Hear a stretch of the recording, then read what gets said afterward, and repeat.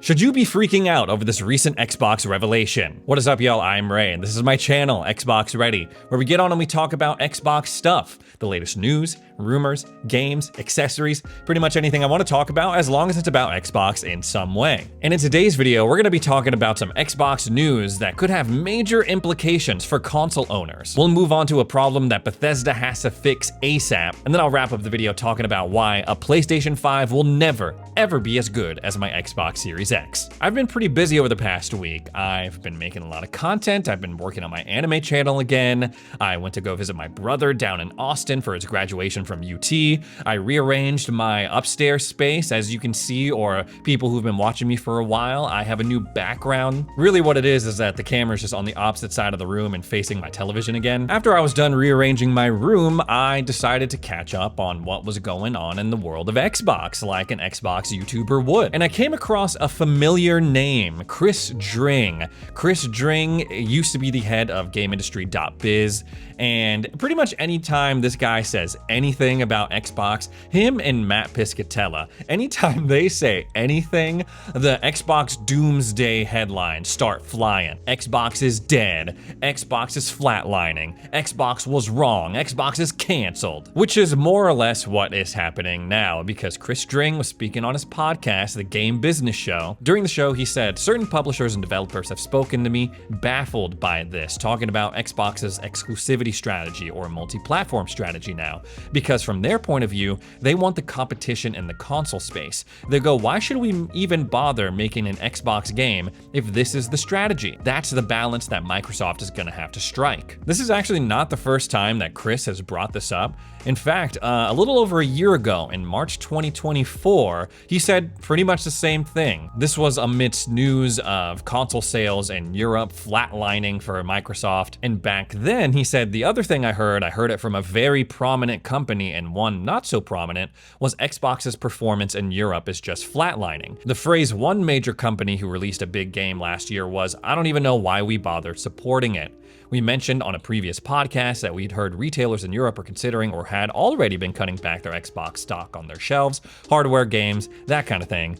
And now you got third-party publishers going, we're putting in a lot of effort to try create a Series S version and an X version of a game, when to be honest for us, the market is PC and PS5. Does that mean studios, publishers are gonna start skipping over and not make an Xbox version of their game? Probably not. But there is still some anxiety in the fandom, especially because, well, games have skipped over the Xbox platform in the past. Maybe not because of the install base, but for other reasons. We're still waiting on an Xbox version of the Monkey game. We don't know what's going on with that. And sure, I get it. There's not as many Xbox Series X and S consoles out there as there are PlayStation 5s, but there's still, at minimum, 30 million of them out there. That's not an insignificant number. You would be crazy if you're a studio or a publisher to be like, meh, we don't need those 30 million potential customers. I think we're good. Now, there's not much in terms of the install base that Xbox can do about it right now. The sales are what they are. They've already gone full steam ahead on the strategy of theirs. This is an Xbox,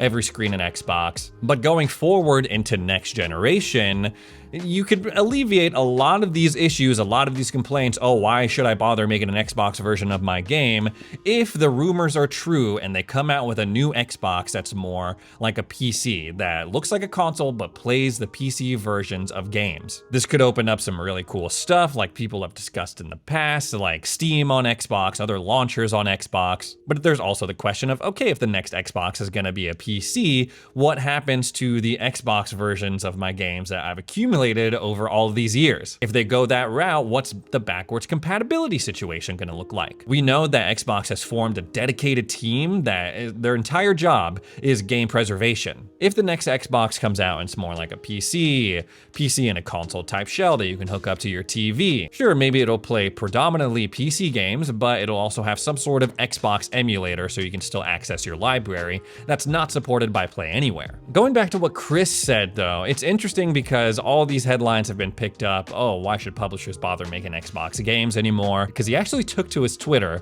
and was like, wait a minute, hold on. I gotta just clarify something about, some things that were discussed during my podcast the other day. He said, number one, Xbox's third-party support is stronger than ever. You can see that through Game Pass deals, relationships with Square, Sega, etc. There's no evidence at all of people walking away from Xbox. Quite the opposite, he says. This part of the podcast was really to point out the transitional challenge Xbox has in keeping publishers happy with the Xbox console while pushing their multi-platform strategy. I don't believe for 1 second we're going to see many companies, if any, move away from Xbox. And oh wait, but just to throw in that extra point, number 3, ultimately I believe Xbox's strategy is great, but there is a transitional challenge, and everything he's saying here is right. Xbox, they're in a period of transition. They're going through some growing pains. Their fans are a little bit confused, which is to be expected because the stuff that they're doing, we just haven't seen before, ever, from a platform holder. I think the lesson to take away from here is that guys like Chris or Matt Piscatella, who I mentioned earlier, some of the data and the things that they discuss, they can be alarming at first glance, but there are a lot of other factors that we need to take into account. For example, a couple months ago, Chris was also saying, oh yeah, you can expect to reportedly lose 80% of your premium sales if you're a publisher or a studio and you put your game onto Game Pass day one. And of course, a bunch of people are like, oh my gosh, Game Pass is cancer, Game Pass is ruining the industry, devaluing games, they're ripping off publishers and developers. But mysteriously, even if that is the case, you lose out on sales, people still keep partnering up with Xbox to put their games onto Game Pass. Like Chris was saying in that tweet we were reading earlier, the third-party support is stronger than it has ever been, and that includes Game Pass deals. This is from the same guy that expected them to wind down focus on Game Pass. And why is that? Probably because Microsoft and Xbox cut these studios and publishers a fat check to help make up for that loss of sales. And in exchange, they not only get the money, they get more exposure. The biggest indicator that third-party support for Xbox and Game Pass is not slowing down, I believe, is Expedition 33. I cannot stress how important getting that for Xbox, getting that onto Game Pass day one, how big of a win that was. I just can't remember a day one third-party addition into the Game Pass library of this caliber, a straight up Game of the Year contender. There have been great day one additions to Game Pass, first and third party, but in all of the years that I've been covering Game Pass, talking about it on the internet, I can't remember a game that had the same amount of hype and praise and popularity and commercial success that Expedition 33 has had. And also, like Chris mentioned in that tweet, Square Enix is very interested in continuing to support Xbox. Well, they didn't really say Xbox. They mentioned that they were interested in continuing to pursue their multi-platform strategy. So it's looking like if you're a console owner and you were worried that games are going to skip over Xbox, third-party studios are going to skip, it doesn't seem to be the case. But Xbox does seem to have another issue on their hands with the Oblivion remaster. Now that might sound a little weird considering all the success that Bethesda has had with this Oblivion remaster, but it seems that people are finally getting fed up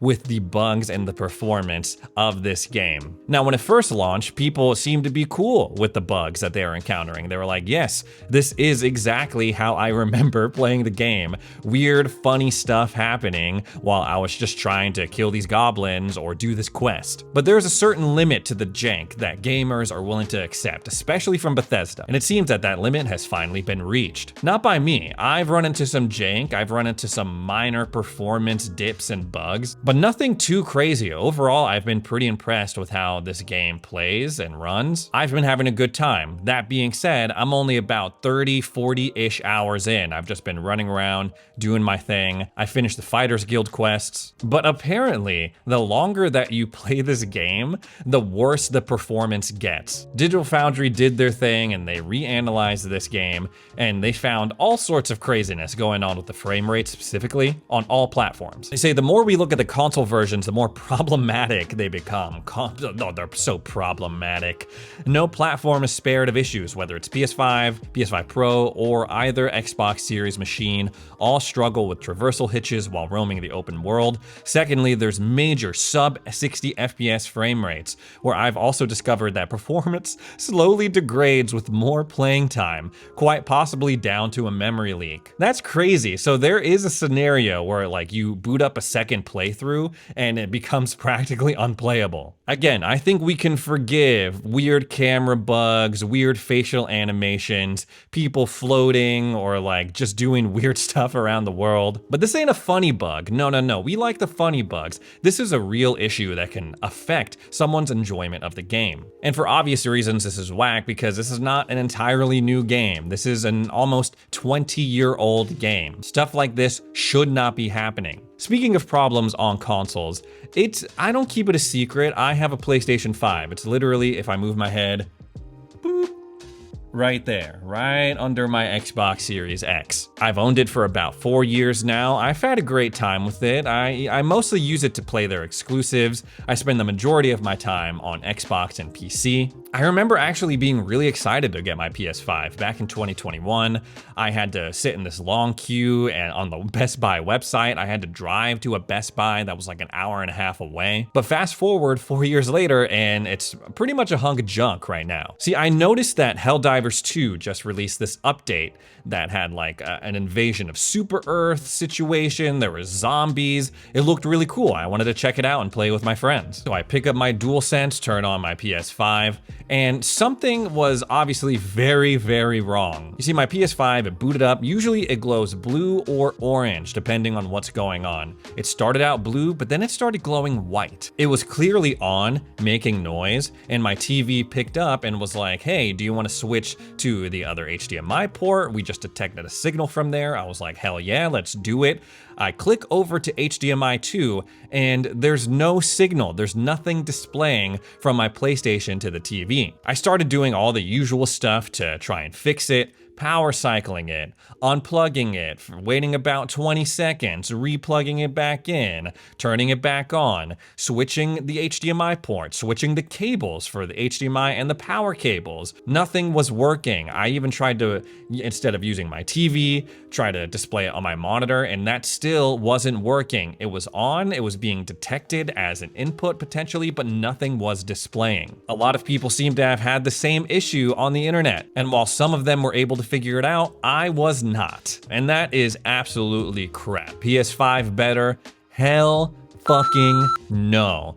My PS5 just decided to wake up one day and not work. I'm approaching almost thousands of hours of playtime on both my Series X and S, and that hasn't even been, nothing like that has ever even come close to happening. Not since like 2010 when I got the Red Ring of Death on my 360, have I just had a console decide to not work. And I didn't even do anything to it. It's not like I'm abusing my PlayStation 5, dropping it on the ground, doing all sorts of crazy stuff with it. I haven't logged like an insane amount of playtime. It's not like overheating or nothing. I'm also not neglecting it either. I play a couple times a week. Again, this seems to be an issue that people have had with the launch PS5. If there was something like that going on the Xbox side of things, people would be freaking out. Oh, this is a trash console, failed console. I don't know what the equivalent of this is on the Xbox Series X or S.